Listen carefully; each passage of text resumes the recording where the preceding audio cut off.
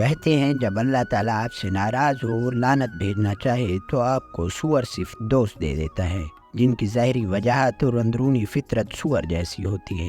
خیر آج ہمارے دوست غسل فرمانے کے بعد دبئی جا رہے تھے۔ نامعلوم رنگ کی گاڑی میں سامان رکھا، گائے کے بڑے بیٹے سے رسمی سلام دعا کی۔ کالی ٹوپی میں آتا یہ شخص ایسے لگ رہا تھا جیسے سفیدے کے درخت پر کوا بیٹھا ہو۔ آتے ہی غلیظ آدمی نے خان کو فرنٹ سیٹ سے بے دخل کر دیا۔ چچا نے مسکرا کر بتایا کہ وہ جوانی میں ہیما مالنی کی طرح دکھتے تھے۔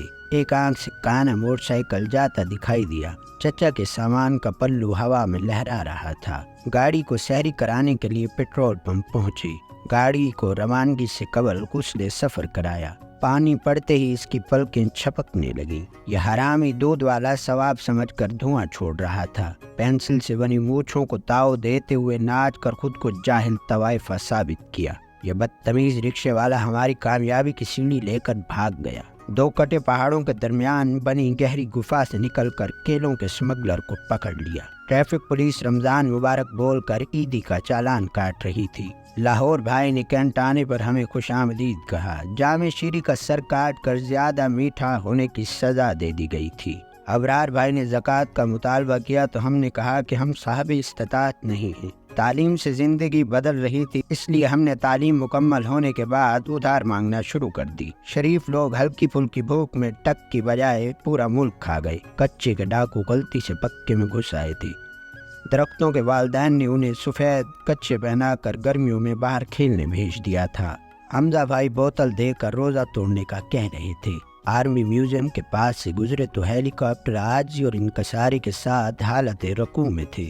صوفی صاحب نے 100 روپے کی وجہ دیکھ کر قوم کو خسارے سے بچا لیا، شکریہ۔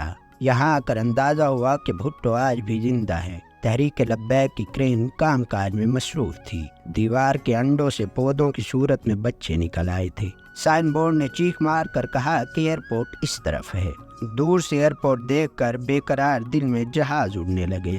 سڑک کے قریب کسی غریب نے اپنا چھوٹا سا گھر بنا رکھا تھا۔ میں ایک شریر مسکراہٹ کے ساتھ گاڑی سے نمودار ہوا۔ کالا بیگ پہن کر اپنے امیر رشتہ داروں کو ڈھونڈنے لگ گیا۔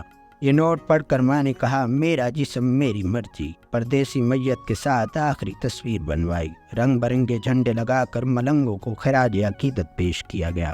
ملک میں استنجا کے شرعی طریقے کو رائج کرنے کے لیے کابینہ کا اجلاس ہو رہا تھا۔ اسامہ سے مل کر کہا کہ آپ سے کھٹی دہی کی مہک آ رہی ہے۔ خان نے نازک صورتحال پر دانتوں سے کاٹ لیا۔ عدنان نے ملنے کے بعد انگریزی کے چند حروف ادا کیے کہ BSDK، جن کا مطلب تھا بھائی صاحب دعا کرنا۔ سیکیورٹی نے شکل سے خباثت کا اندازہ لگا کر ID کنفرم کی۔ شرمندہ ہونے کی بجائے بے شرم آدمی ہاتھ ہلا کر اندر چلا گیا۔ پروں میں تکلیف کے باعث جہاز نے پیدل چلنے کا فیصلہ کیا۔ ننھے پہیوں والی ٹرین نظر آئی جسے آگے پیچھے سے 2 ڈرائیور چلا رہے تھے۔ خان کو گود میں سلا کر ہم نے کہا کہ جہاں مامتا وہاں ڈالڈا۔